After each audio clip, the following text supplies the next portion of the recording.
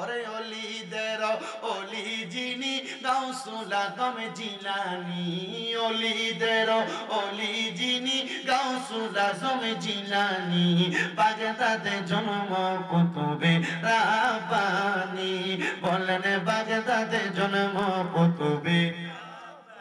আপনারা কেমন জানেন জিমে জিমে করে একটু মোহাব্বতে কর না।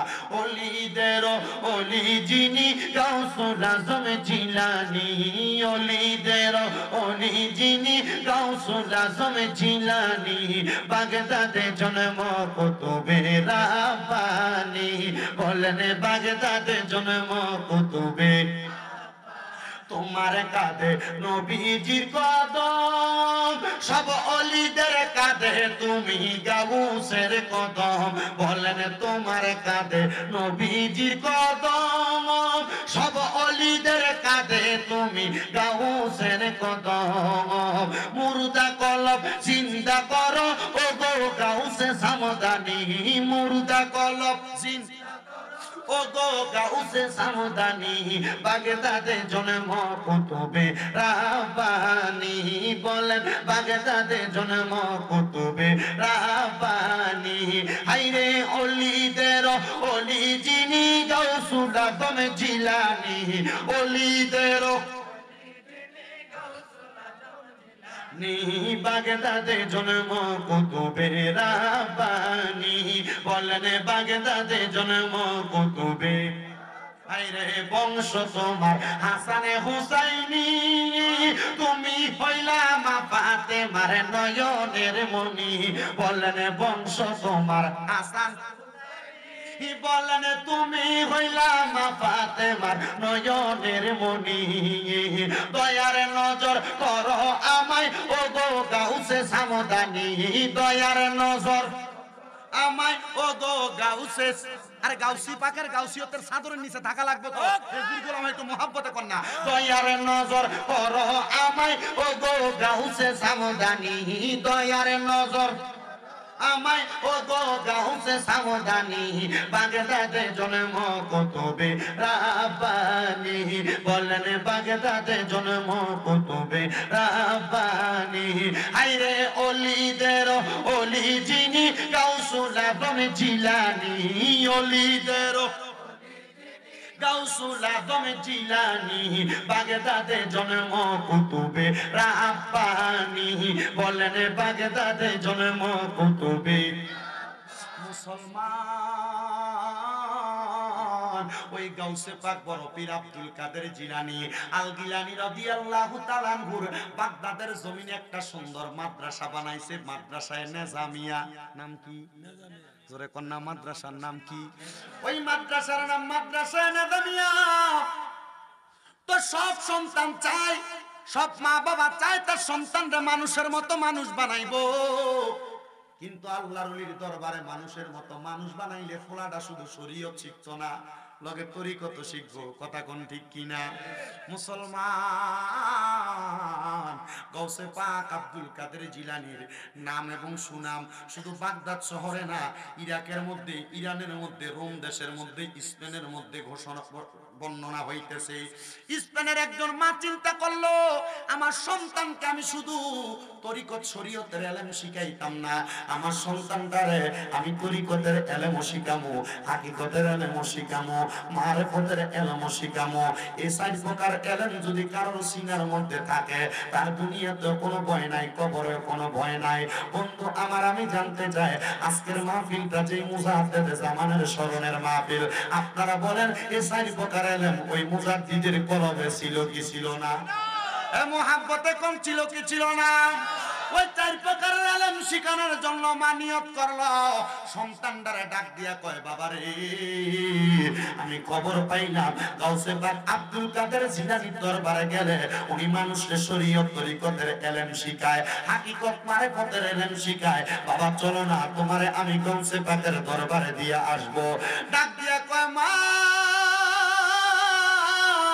গাউসে পাকের দরবারে যাই যাইবেন, এটা তো স্পেন এলাকা থেকে অনেক দুর্গমা, আপনি কেমনে আব্দুল কাদের জিলানীর দরবারে যাইবেন? আমার তো বাবাও দুনিয়াতে নাই, আমি কি একা একা আমার গাউসে পাকের দরবারে থাকবো? মা কয় সন্তান, আমি মা প্রয়োজনে গাউসে পাকের দরবারে দাসী হইয়া থাকবো, আমি প্রয়োজনে গাউসে পাকের দরবারে বান্দি হইয়া থাকবো, তবুও তুই সন্তানরে গাউসে পাকের দরবারে চার প্রকারের এলেম শিখাইমো। ওই মা সন্তানদারে লইয়া গাউসে পাকের দরবারে যখন হাজির হইছে, আব্দুল কাদের জিলানীরে ডাক দিয়া কয় হুজুর আসসালামু আলাইকুম ইয়া বলি আল্লাহ, আপনার কাছে আমার একটা আবদার গো হুজুর, আমার স্বামী দুনিয়ার জমিনের মধ্যে নাই, আমার সন্তানদারে আমি চাই আপনার দরবারের মধ্যে রাখার জন্য। আব্দুল কাদের জিলানী কয় ও মা, সন্তান রাখতে চাও, কাহিনী কি, উত্তরটা কি দিবানি? মা ডাক দিয়ে কয় হুজুর আপনি নাকি বড় আল্লাহর ওলি, আপনার কাছে আসলে নাকি শরীয়ত তরিকত হাকিকত মারেফত চার প্রকারের ইলম শিখতে পারবে, হুজুর আপনার কাছে আমার সন্তানদারে রাইখা দেন। হুজুর ডাক দিয়া কয় মা আপনি আপনার সন্তানদারে আমার কাছে দিয়া চইলা দান। মা কয় না গো হুজুর, আমার একটা মাত্র সন্তান, এই সন্তান পালে আমি থাকতে পারতাম না।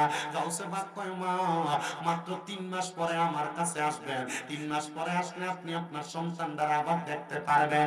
মা কয় হুজুর 3 মিনিটও তো থাকতে পারতাম না, তাহলে 3 মাস পরে কেমনে আসবো?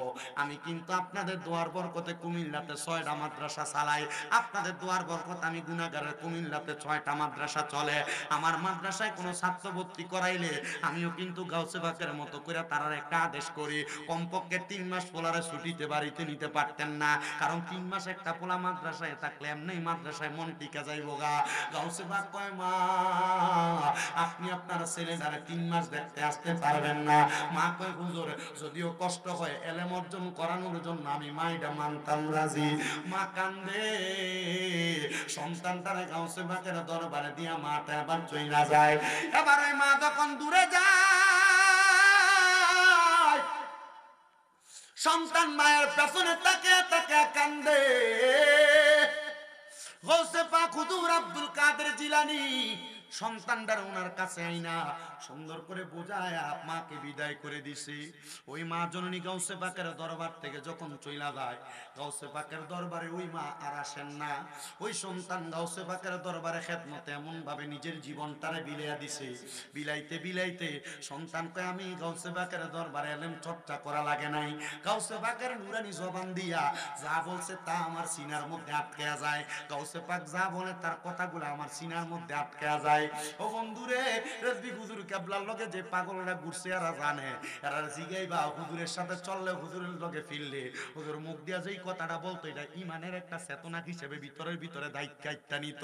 খেজুর কাটা আপনার পায়ের ভিতরে যদি গাইতে পায় বাইর করে ফেললে ব্যথা থাকবে, রেজবি হুজুর কেবলার ইমানের চেতনা যার ভিতরে আছে, এই ব্যক্তি দুনিয়ার যেই প্রান্তে থাক না কেন ইমান ব্যস্ত না, ইমান ব্যস্ত না, ইমান ব্যস্ত না। ওই গাউসে পাকের পাগল ওই ছেলে ডাক দিয়া কয় বয়স মাত্র 8 বছর, আমার মা আমারে গাউসে পাকের দরবারে দিয়া চইলা গেছে, আমার মার একটু মায়া লাগছে না, তবে আমি মনে মনে চিন্তা করলাম গাউসে পাকের দরবারে মাত্র 3 মাস থাকা অবস্থায় গাউসে পাক আব্দুল কাদের জিলানীর দরবারে মা লাগবে না, বাবা লাগবে না, মা বাপ যদিও দূরে থাকে, আমি যদি এই এলেমগুলা সিনার মধ্যে লইয়া দুনিয়ার জমিনে থাকতে পারি, আমি আমার মা বাপ যেখানে থাকুক দোয়া করার কারণে আমার আল্লাহ তাআলা আমার মা বাপরে মাফ করে দিব, আমার আল্লাহ তাআলারে আমার মা বাপরে ভালো রাখবো। ওই ছেলেটা এই কথা বলতে বলতে 1 দিন 2 দিন 3 দিন 4 দিন করতে করতে গাউসে পাকের দরবারে 3 মাস পর্যন্ত সময় কাটাইছে। 3 মাসের মাথায় ছেলেটার মাটা গাউসে পাকের দরবারে হাজির হয়ে গেছে। গাউসে পাক আব্দুল কাদের জিলানী এই জায়গায় বসা, ওনার পাশের জায়গার মধ্যে ওই ছোট ছেলেটা বসা, গাউসে পাকের সামনে একটা খাবারের থালা, ছোট ছেলেটার সামনে একটা খাবারের থালা। জোরে কইতেন না বাবা মারহাবা, জোরে কোন না মারহাবা। গাউসে পাক আব্দুল কাদের জিলানী আল জিলানী মুহিউদ্দিন আল ফেসাইন হুজুর গাউসে পাকের দরবারের দরজার মধ্যে ওই মহিলাটা দাঁড়ায় রইছেন। মহিলাটাকে দেখে গাউসে পাক একটা খাবারের থালা নিয়ে খাবারগুলা ভক্ষণ করতেছে, আর ওনার সন্তান একটা খাবারের থালা নিয়ে খাবার ভক্ষণ করতেছে। আমার গাউসে পাক আব্দুল কাদের জিলানী যেই খাবারের প্লেটটার মধ্যে করে খাবার খাইতেছে, ওই খাবারের প্লেটটার মধ্যে শুধু ভাত না, ভাতের সাথে একটা তাজা মুরগি সুন্দর করে রান্না করে গাউসে পাকের পাতে দেওয়া। গাউসে পাক এক এক ওই মুরগিটা নিজে নিজে খাইতেছে, আর ওই ছেলেটার পাতের মধ্যে শুধু লাউ রান্না করা লাউ। ওই ছেলেটা লাউ খাইতেছে, মহিলা গাউসে পাকের সামনে আইসা কোনো সালাম নাই, কোনো কালাম নাই, আইসা ডাক দিয়া কই, রে আব্দুল কাদের জিলানী, আমি খবর পাইছিলাম আপনি নাকি মহিউদ্দিন আল গিলানী আল ফেসানি, কিন্তু আপনি যেই কামটা করছেন এটা দেখে আমার ভালো লাগে নাই। আপনার ভিতরে কি একটু ইনসাফ নাই? আপনি কেমনে একা একা তাজা মুরগিটা ভক্ষণ করলেন, আর আমার সন্তানটা আপনার চোখের সামনে লাউ দিয়া খানা খায়, আপনি আমার সন্তানটারে কোনো কিছু করলেন না? একটু বুঝতো কি আপনি আমার সন্তানটারে দিতে পারলেন না? গাউসে পাক ডাক দিয়া কয়, ও মা, আপনার সন্তান লাউ খাওয়ার উপযুক্ত, এই জন্য আমি তার লাউ দিয়া খানা দিছি। আমি আব্দুল কাদের মোরগ খাওয়ার উপযুক্ত, এই জন্য আমি মোরগ দ্বারা খাবার আহার করতেছি।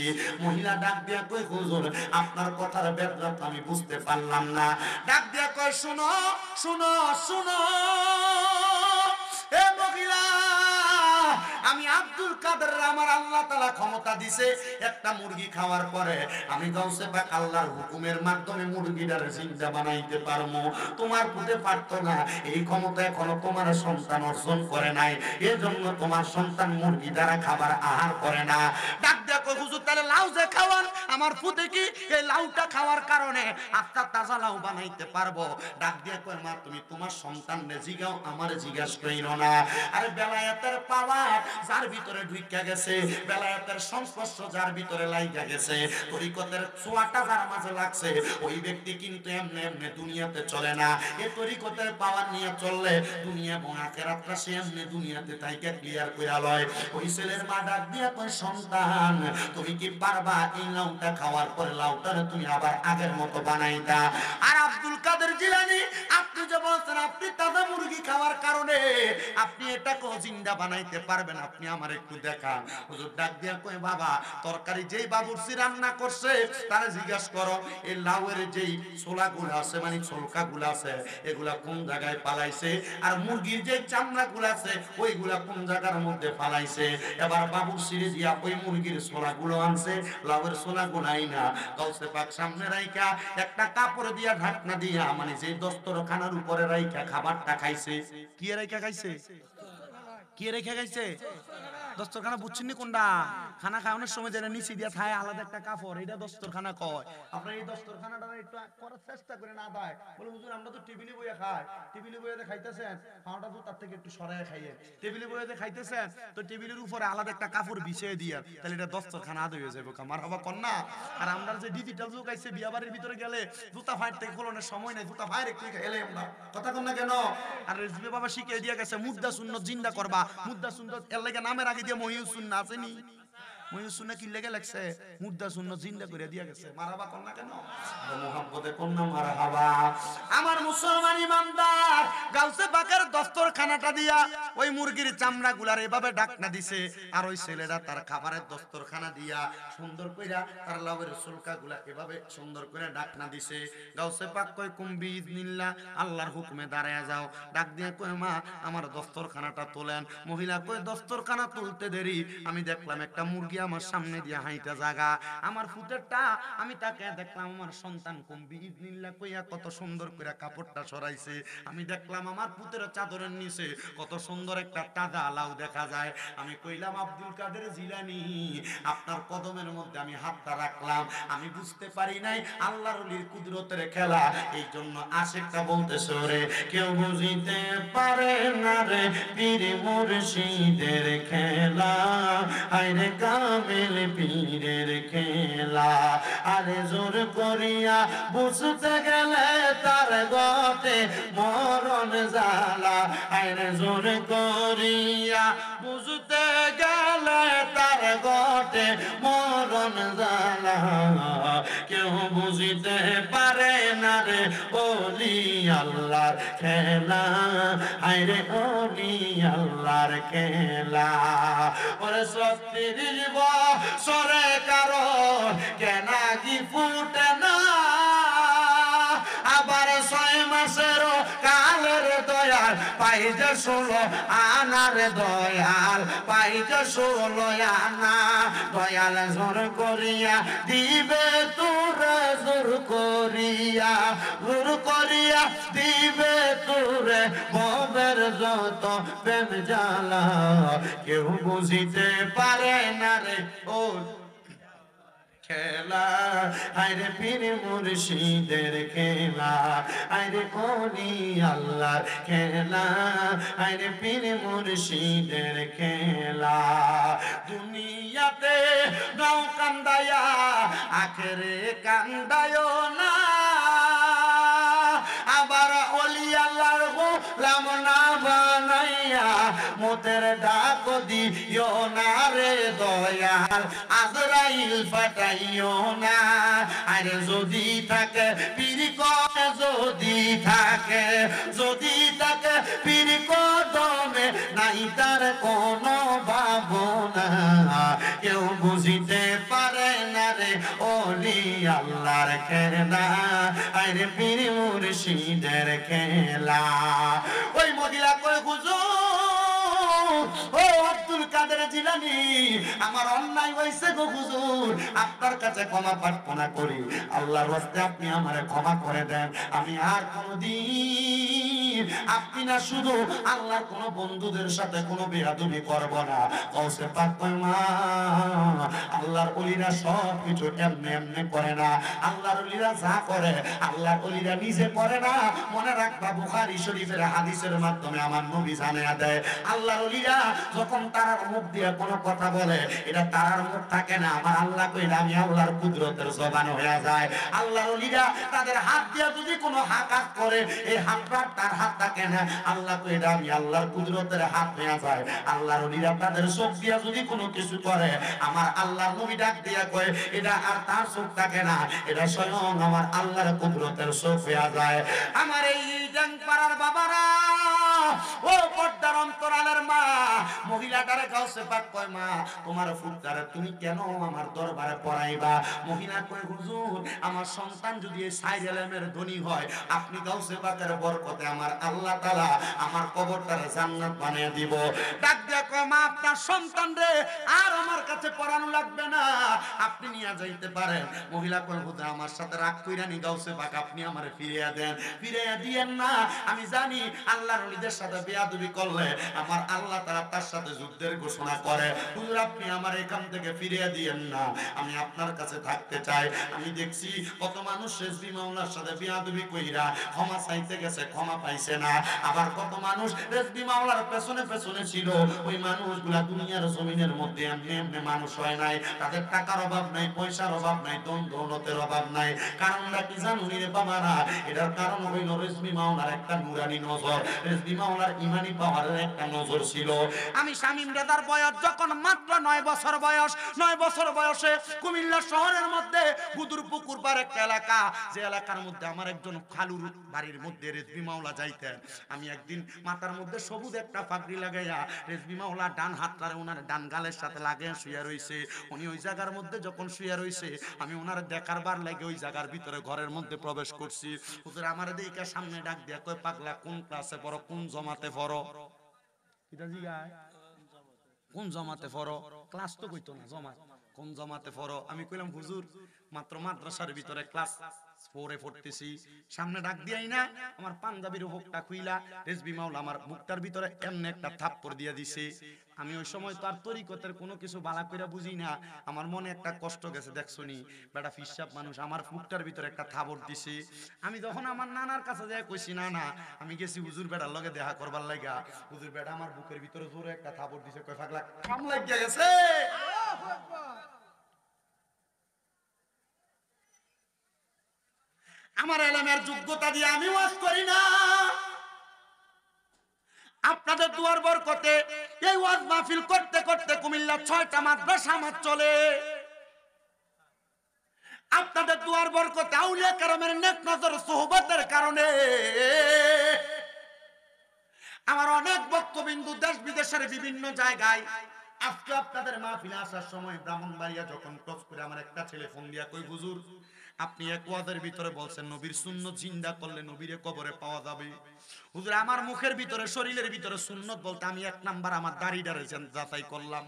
হুজুর আমার দাড়ি রাখার কারণে আজকে 3 দিন হয় আমার বউ আমারে তালাক লেটার মানে ডিভোর্স লেটার পাঠাইছে। হুজুর আপনি বলেন আমি কি এখন দাড়ি কাটতাম? আমার বউ কইছে দাড়ি যদি কাটি তাহলে আমার সংসার করব। হুজুর আপনি বলেন আমি কি আমার বউ রাখতাম নাকি আমি আমার দাড়ি ফালাইতাম?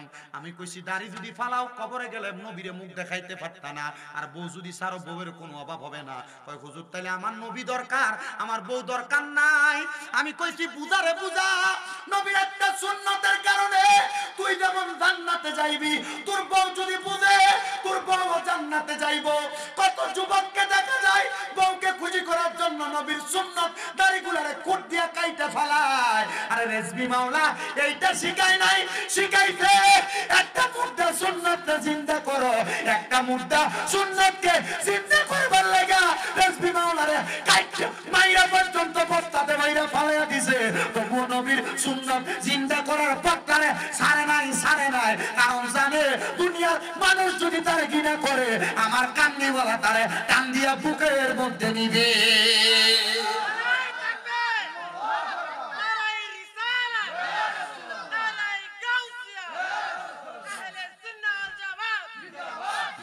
তোমার আত্মাতে মিশাইয়াতা কইতাম কত প্রেমের কথা গো, এখনকার কাছে কই মনের কথা রেজবি কেউ নাই আমার আপনা আগে।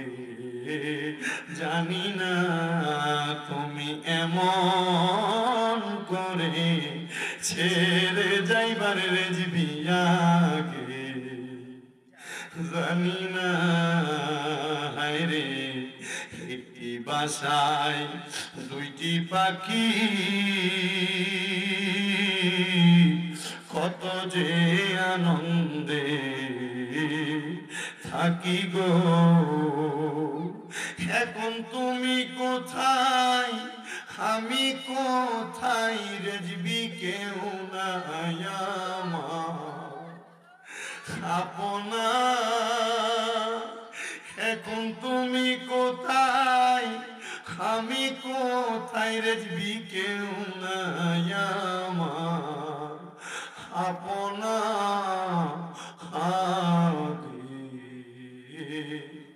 জানি না তুমি এমন করে ছেড়ে যাইবার রেজবি আগে, জানি না।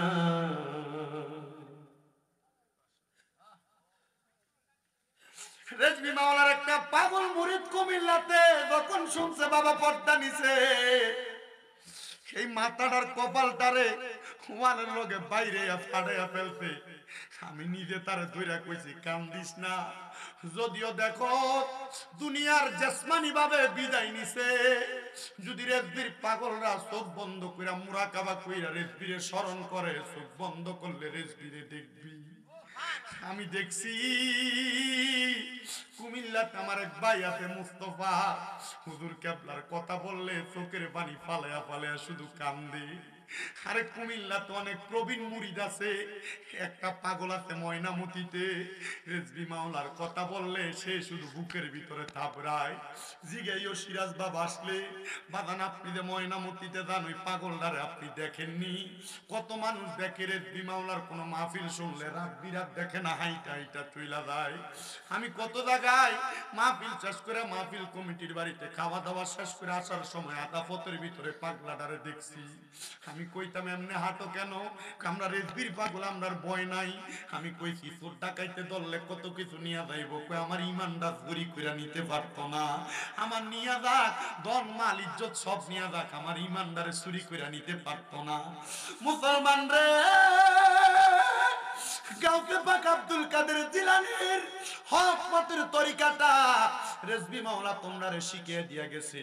আমি এখন যেই মসজিদে ইমামতি করি, শুধু দরজার মধ্যে আযানটা নেওয়ার লাগে, খুতবার আযানটা, আমি আমার কমিটির লগে কত যুদ্ধ করছি, আমি কত যুদ্ধ করছি, তারা দেয় না।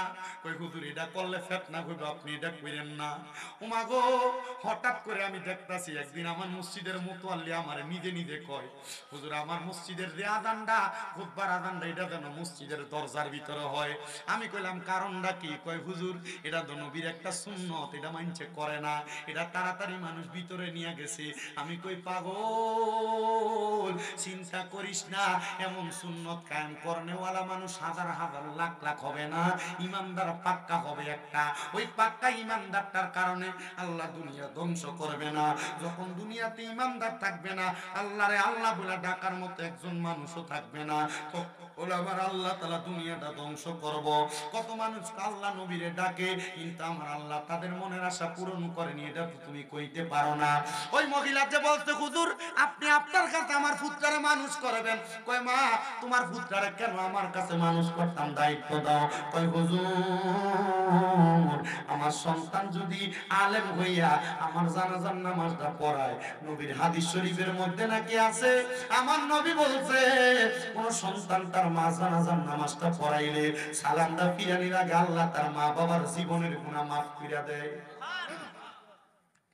হুজুর আমার শখ হইলে আমার পুত্র আপনার কাছে পয়রা আলেম বানাইবো, আলেম আমার জানাজা পড়াইবো।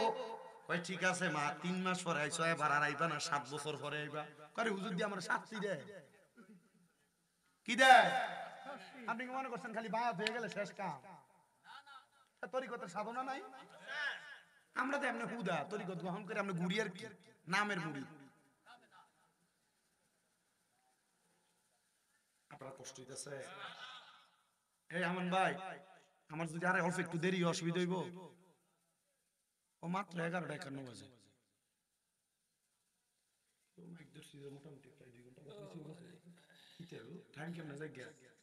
আলহামদুলিল্লাহ। কোন হুজুরকে আপনার জন্য কষ্ট নাই, হুজুরে জিজ্ঞেন যে হুজুর আপনি কোন সময় আইবেন, হুজুরে যে টাইমটা কইব এই টাইমের আগে আমি ওয়াজ বসাইলাম ইনশাআল্লাহ। আল্লাহ কবুল করুক, জোরে কোন আমিন। সবাই মুহাব্বতে একটু দরুদ শরীফ পড়েন। আল্লাহুম্মা সাল্লি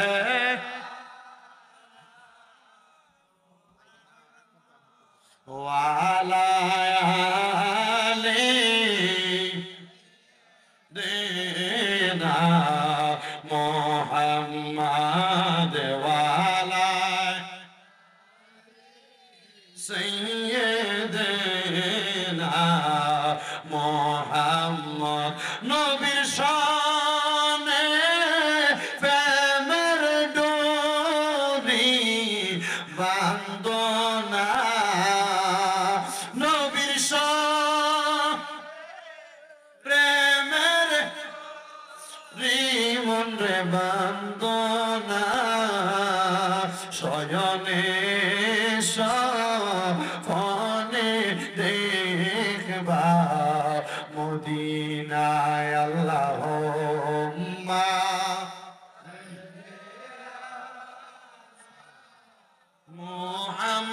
মুহাম্মদ ওয়া আলা সাইয়্যিদিনা মুহাম্মদ। ডান পাড়ার আমার বাবারা গভীর মনোযোগ দিবেন।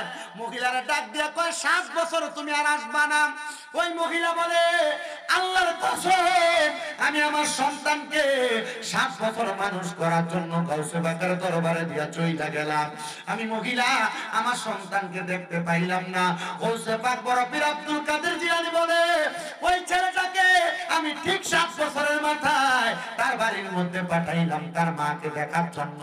7 বছর পরে ওই ছেলেটা বাড়ির মধ্যে যাইয়া দেখছে তার মা দুনিয়াতে নাই, তার বাবা দুনিয়াতে নাই।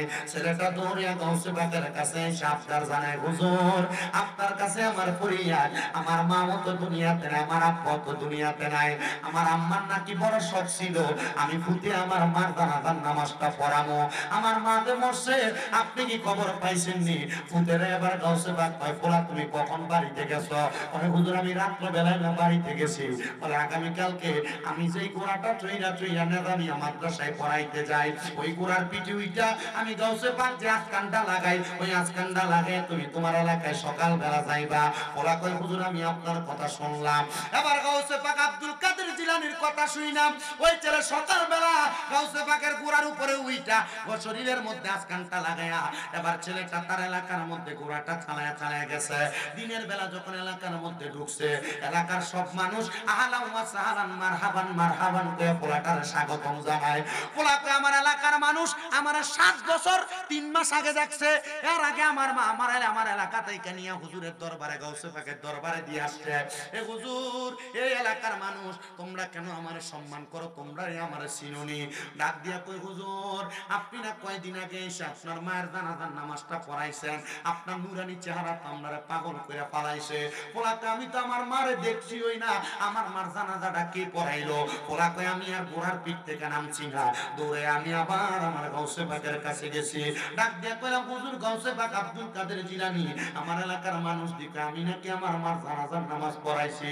গাউসে পাক ডাক দিয়া কই, এই সন্তান, তুমি যদি এই 7 বছরের একটা দিনও ত্যাগ করে আমি গাউসে পাকের কাছ থেকে তুমি তোমার মার কাছে যাইতা, তাইলে তোমার সিনার মধ্যে আলেম থাকতো না। এই জন্য আমি গাউসে পাক তোমার সুরুতটা নিয়া আমি তোমার মায়ের জানাজার নামাজটা পড়াইবার লাগা গেছি। ও সন্তান, তোমারে তারা সম্মান করছে নি? ডাক দিয়ে কই, হ্যাঁ গো হুজুর, গাউসে পাক আমারে সম্মান করছে। বলে সম্মান কেন করছে? তারা তো তোমার চিনে না, তারা তো তোমার পরিচয় জানে না। বুঝালো, তারা যে তোমার কইছে কয়েকদিন আগে তুমি তোমার মার জানাজার নামাজটা পড়াইছো, তার মানে তারা তোমার সুরুতটা দেখে। ওই সুরুতটা অন্য কোন সুরুত না, ওই সুরুতটা আমি গাউসে পাক তোমার সুরুতে তোমার মার জানাজার নামাজটা পড়াইয়া দিছি। চিন্তা করো শরীরে মুসলমান, দুনিয়াতে তো আল্লাহরে দেখো নাই, দুনিয়াতে তো নবীরে দেখো নাই। মুর্শিদের নুরানি চেহারাটা দেখলে আল্লাহ নবী দেখার সাতটা অন্তরে জাগে আসে। কই খুঁজতে গিয়া আল্লাহ নবী সামনে পাই মুর্শিদের ছবি গো, জোরে কইতেন না মারহাবা। মুসলমান, বেশি দূরে গেলাম না, আমার আরেকটু ওয়াদার ওয়াকিয়া বাকি আছে, আমি শেষ করব। ছেলেটা বলে আমার মায়ের ইন্তেকালের পরে আমি আর আমার এলাকার মধ্যে যাই নাই, কারণ যে ঘরের মধ্যে গেলে আমি আমার মারে দেখবো ওই ঘরের মধ্যে আমি কেন যাব? আমি আমার গাউসে পাকরে বললাম হুজুর, আমার মা যে মারা গেছে, আমার মা তো শখ ছিল আমার মা মরলে জান্নাতে যাইবো। হুজুর আপনি বলেন না আমার মা কি জান্নাতে গেছে না জাহান্নামে? হুজুর কয় পাগলা বলো কে, আমি দেখাম কেমনে? খবরের খবরটা আমি বলবো না। বলে কেন? বলে আল্লাহর ওলিরা তো সব খবর জানে, আপনি কেন আমারে জানাইবেন না? কয় বাবা তুমি যদি ওলি হও তাহলে তুমি তো তোমার খবর নিজেই জানবা, আমার কাছে ধন্না দিবা কেন? গাউসে পাক কয় বাবা এতদিনে কি শিখলা? কয় হুজুর সময় তো শিখাইলে 7 বছরের মাধ্যমে। কয় একটা ইবাদত শিখাইছি, যে ইবাদতের নাম হলো তাহাজ্জুদের নামাজ। বলে পারনি? বলে হুজুর পারি। যারে যা তাহাজ্জুদের নামাজ পড়া চোখের পানি ফালায়া কান। ওনাটা ডাক দিয়া কয় আমি তাহাজ্জুদের নামাজ পড়া 12 রাকাত পড়া চোখের পানি ফালায়া ফালায়া যখন আমি আমার আল্লাহর কাছে কাঁদতাছি, আমি হঠাৎ কইরা তাহাজ্জুদ নামাজ পড়া কাঁদতে কাঁদতে নামাজের মুসল্লাটার ভিতরে ঘুমায় গেছে। আমি দেখলাম সাদা রঙের সুন্দর পোশাক পরা একটা মহিলা আইসা আমার মাথার মধ্যে হাত বুলিয়ে দেয়। আমি চোখটা খুইলা দেখলাম এটা দিয়ে আমার মারে দেখা যায়। আমি জিগাইলাম মা গো, ও মা আপনি কেমন আছেন কবরে? সন্তান ডাক দিয়া কয় মা কবরে আপনার কেমন অবস্থা? মা ডাক দিয়া কয় তোর মতো একটা নেককার সন্তান থাকলে, এলেমওয়ালা সন্তান থাকলে আল্লাহ তো আমি মারে কবরে খারাপ রাখতে পারে না। ও বাবা তাইলে তুমি চিন্তা করো আমার আল্লাহ তাআলা আমি মারে কত সম্মানিত মর্যাদাবান বানাইছে। নবীর হাদিস শরীফও দেখলাম মুসনাদে আহমদের মধ্যে হাদিস বর্ণনা, আমার নবী কয় দুনিয়াতে কোনো মা বাপ যদি তার সন্তানদের শরীয়ত তরিকত হাকিকত মারিফতের ইলম শিখায়, মানে কোরআন হাদিসের গুপ্ত ইলমটা শিখিয়ে দিয়া মা বাপটা মইরা যায়, আমার আল্লাহ তাআলা পুরো হাসরের ময়দানের মধ্যে হাজার হাজার লক্ষ লক্ষ মানুষের মাঝে ওই কোরআন শিখনেওয়ালা সন্তানটা, হাদিস শিখনেওয়ালা সন্তানটার মা বাবার চেহারাটারে, মা বাবার ঘাটটারে একটা জেব্রা মানে উটের মাথার মতো লম্বা করে দিব, চেহারাটার মধ্যে নূরের আলো দিয়া দিব। আর জিজ্ঞাসা করবো হাসরবাসীরা আল্লাহ তারা কারা যাদের ঘাড়গুলো এত লম্বা, চেহারাটা এত সুন্দর? আমার আল্লাহ তাআলা জানাইয়া দিব রে, এরা হইল ওই আলেমের মা বাবা। চিন্তা করছো নি রে মানুষ, আমার আল্লাহ চাইলে আল্লাহর নিয়ামত সবগুলা তোমার দিছে, তুমি শুধু আদায় করতে পারতেছো না। এবার বলেন আমরা সবার কাছে আল্লাহর নিয়ামত আছে না? সুম্মা লা তুসালুন্না ইয়াউমাইযিন আনিন নাঈম। আল্লাহ কোন নিয়ামতের কথা জিগাইবো? তোমার কাছে তো তোমার বড় নিয়ামত তোমার সন্তান, ওই নিয়ামতটারে তুমি ভালো করে দুনিয়াতে মানুষ করো। এমন একটা সন্তান পাওয়ার জন্য আল্লাহর নবী ঈসা আলাইহিস সালাতু ওয়াস সালামের মার নাম হযরত মরিয়ম, হযরত মরিয়মের মার নাম হযরতে হান্না, হযরত হান্না জামাইর নাম হযরত ইমরান আলাইহিস সালাতু ওয়াস সালাম। হযরত হান্না বলে আমার বিবাহ হইছে অনেক বছর হয়, কিন্তু আমার গর্ভে কোনো সন্তান আসে না। কি আয় না? আমি আল্লাহর কাছে কান্দি, আল্লাহ আমার একটা সন্তান দেন। আল্লাহ তো হযরত হান্নার সন্তান দেন না। ঈসা নবীর নানির কথা বলি, উনি বলতেছেন আল্লাহ তাআলা আমারে কোনো সন্তান দেয় না। তো ঈসা নবীর নানার কাম ছিল বাইতুল মুকাদ্দাস, বর্তমান যে ইসরাইল, নাম শুনছেন না? ওই যে জেরুজালেম, বাইতুল মুকাদ্দাস ফিলিস্তিনের মসজিদ, ওই মসজিদের ইমাম ছিলেন ঈসা নবীর নানা। মারহাবা পান না মিয়া? হযরত ঈসা নবীর নানা ওই মসজিদের ইমাম। একদিন ঈসা নবীর নানি হযরত হান্না আমার আল্লাহর কাছে দোয়া করে, আল্লাহ আমারে যদি তুমি দুনিয়াতে একটা সন্তান না দাও, তাহলে আমি আমার সন্তান ছাড়া দুনিয়াতে ইন্তেকাল করার পর আমার লেগে দোয়া করব কি? ও তুমি কাউরে দিলা 10টা সন্তান, থাকার জায়গা নাই, আবার কাউরে দিলা কোটি টাকা, একটা সন্তান নাই। টাকা পয়সা ধন সম্পত্তি দিলা বেশি করে, কিন্তু মরার পরে কান্দে করে কবরে নামাবে কে তা? আরে রে প্রেমের খেলা খেলছো দয়াল রে, ও দয়াল তোমার খেলা চমৎকার। আসমানেতে বসায় আছো চাঁদ সূরজের বাজার রে, প্রেমের খেলা খেলছো দয়াল রে। দুনিয়ার মুসলমান, ও ডেমপাড়ার বাবারা, পর্দার অন্তরালের মা, কত মহিলারা করবে সন্তান আসে না কান্দে। আমি বলবো তাহাজ্জুদ নামাজ পড়ে আল্লাহর কাছে কানবা। কত বেডারা বিদেশ যাইতে পারে না কান্দে। ও বেডারা তোমার কাছে আমার আবদার, তাহাজ্জুদের নামাজ পড়বা। কত মানুষ ইনকাম করে বরকত হয় না, আমি কমু তাহাজ্জুদ নামাজ পড়ে কানবা। হযরতে ঈসা নবীর নানি হযরত হান্না তিনি বলেন আমি রাতে গভীরে উইটা আমার আল্লাহর কাছে কান্দি। আমার আল্লাহ তাআলা খবর দিছে, ও হান্না তোমার গর্ভের মধ্যে একটা সন্তান দুনিয়াতে আগমন করব। হযরত হান্না কয় আমি খবরটা পাইয়া বড় খুশি হয়ে গেলাম, কিন্তু খুশির খবরটা পাইয়া আমি যখন মসজিদে আকসার সামনে যাইতে লাগলাম, বাইতুল মুকাদ্দাসের সামনে, আমি খবর পাইলাম আমার স্বামী মানে ঈসা নবীর নানা ইন্তেকাল করছে। এবার হান্না কয় ও আল্লাহ, এতদিন আমার স্বামী ছিল, সন্তান পালন করার যোগ্যতা দিছিলা, এখন আমার স্বামী নাই, আমি কেমনে আমার সন্তানটারে লালন পালন করব? কে খাওয়াইবো, কে পড়াইবো? আপনারা বলেন রিজিক দিতে পারে একজন, তিনি কি? আল্লাহু খায়রুর রাযিকিন। আল্লাহ হইল উত্তম রিজিক দাতা, উত্তম রিজিক দাতা। এ মুসলমানের দলেরা, এ নবীর উম্মতের দলেরা, এবার হযরত হান্না বলে আমার সন্তান দুনিয়াতে আসবে, স্বামী ইন্তেকাল করছে। যখন আমার সন্তান ইন্তেকাল করার কয়েকদিন পরে আমার সন্তান আগমন করলো, হযরত ঈসা নবীর রানী কয় আমার সন্তানের নাম রাখলাম আমি মরিয়ম। নাম কি? ঈসা নবীর মার নাম কি? মরিয়ম। আমার সন্তান মরিয়ম আগমন করছে। আমি হযরত মরিয়ম নে আমার কুলের মধ্যে নিয়া আমি চিন্তা করলাম কে আমার সন্তানকে লালন পালন করবে। আমি হাঁটতে হাঁটতে হাঁটতে হাঁটতে বাইতুল মুকাদ্দাস মসজিদের সামনে গেলাম। বাইতুল মুকাদ্দাস মসজিদের সামনে যায়া ডাক দিলাম, ও বাইতুল মুকাদ্দাস মসজিদের ইমাম সাহেবেরা। দেখলাম আমি বাইতুল মুকাদ্দাস মসজিদের 4 জন ইমাম বাইরে হয়ে আইছে। কয়জন? বড় মসজিদ তো, ইমাম ছিল 5 জন, একজন মারা গেছে, আরো 4 জন ইমাম। বাইতুল মুকাদ্দাসের 4 জন ইমামের কাছে বলতেছে, এই ইমাম সাহেবেরা, আমার মাইয়া তো দুনিয়াতে আগমন করছে, মানে বাইতুল মুকাদ্দাসের বড় ইমাম সাহেবের মাইয়া, আপনারা কেউ আসেননি আমার সন্তানটারে দত্তক নিয়ে মানে লালন পালন করবেন? ফালক নেয় না ফালক, আমার সন্তানটারে আপনারা লালন পালন করবেন। এবার সবাই রাজি হইছে, কারণ বড় ইমাম সাহেবের মাইয়া, আমরা লালন পালন করলে আল্লাহ তাআলা আমরা অনেক বরকত দিব। এবার ওই মরিয়ম আলাইহিস সালাতু ওয়াস সালাম রে কোলের মধ্যে নেওয়ার জন্য 4 জন কারাকারি করতেছে। এমন টাইমে আমার আল্লাহ তাআলার পক্ষ থেকে ওহী নাযিল হয়ে গেছে, এমনে তোমরা আল্লাহ তাআলার বন্ধুরে নিয়ে তোমরা টানাটানি করবা না। এই রে ইমাম সাহেবেরা, তোমরা যে দুয়াত কলম দিয়া লেখো, ওই দুয়াত কলমগুলা তো লোহার ছিল, আগা মাথাটা লোহার ছিল। ওই দুয়াতটা দিয়া তোমরা তোমাদের নদীর মধ্যে নিক্ষেপ করো। যার দুয়াত কলমটা তার দিকে ফিরে আসবে, তার কাছে মাইয়াটা লালন পালন হবে। এ চারজন ইমামের মধ্যে ঈসা নবীর খালাম্মার জামাই মানে খালু ছিলেন। উনি ওই জায়গার মধ্যে ওই কলমটারে মারছেন, ৬০ জনে মারছে, কিন্তু ওনার খালুর কলমটা ওনার কাছে ফিরে আসছে। উনি বলেন, আমি যেহেতু হযরত মরিয়ম রে লালন পালন করব, দুনিয়ার বাড়িতে করব না, আমি আমার মরিয়ম রে বাইতুল মুকাদ্দাস মসজিদের মধ্যে লালন পালন করব। বাইতুল মুকাদ্দাস মসজিদের একটা ঘরের মধ্যে ঢুকায়া উনি সুন্দরভাবে লালন পালন করে।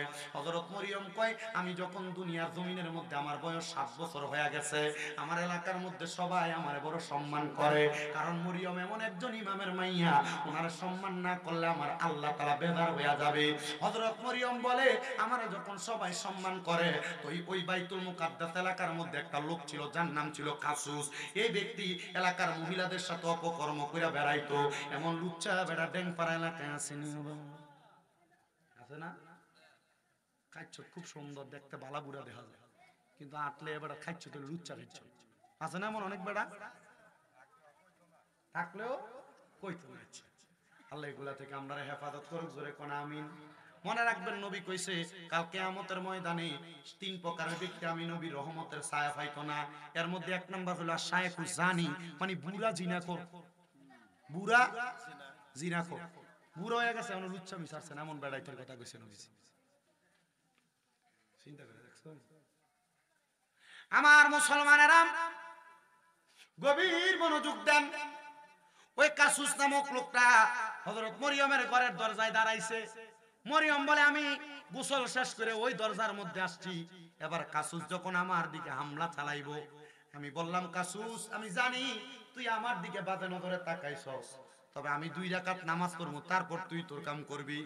হযরত মরিয়ম কয়, আমি 2 রাকাত নামাজের নিয়ত বান্দা সেজদা থেকে আর মাথা উঠাই না, আমি আমার আল্লাহ তাআলার কাছে কাঁদতাছি, আল্লাহ, আমি মরিয়মের ইজ্জত যদি এই বেড়া শেষ করে, তাহলে তুমি আল্লাহ তাআলার কাছে আমার সবচাইতে বড় বিচার এটাই থাকবে। আল্লাহ তাআলার বান্দি হযরত মরিয়ম যখন 2 রাকাত নামাজ পড়ছে, ওই কাসুস নামক ব্যক্তিটা মরিয়মের দিকে যখন ফিরছে, আমার আল্লাহ আদেশ করে আসমান থেকে, মরিয়ম, কাসুসের দিকে অন্য কোনো কিছু করা লাগবে না, শুধু তোমার মুখ দিয়া একটা ফু দাও। হযরত মরিয়ম কয়, আমি 2 রাকাত নামাজ পড়ে ওই দিকে একটা ফু দিছি।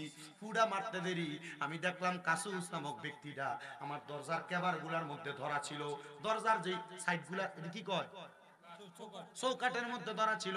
আমি দেখলাম চৌকাট গুলা সছিরা, ওই ব্যক্তিটা ওয়ালের সঙ্গে ধাক্কা লাগে মাথা ফাইটা ইন্তেকাল করছে। এমন টাইমে জিব্রাইল আমিন আমি মরিয়মের ঘরের সামনে আইসা গেছে। জিব্রাইল আমার ঘরের সামনে কই, মরিয়ম, চিন্তা কইরো না, আমার আল্লাহ তোমার সাথে আছে, জোরে কোন সুবহানাল্লাহ। না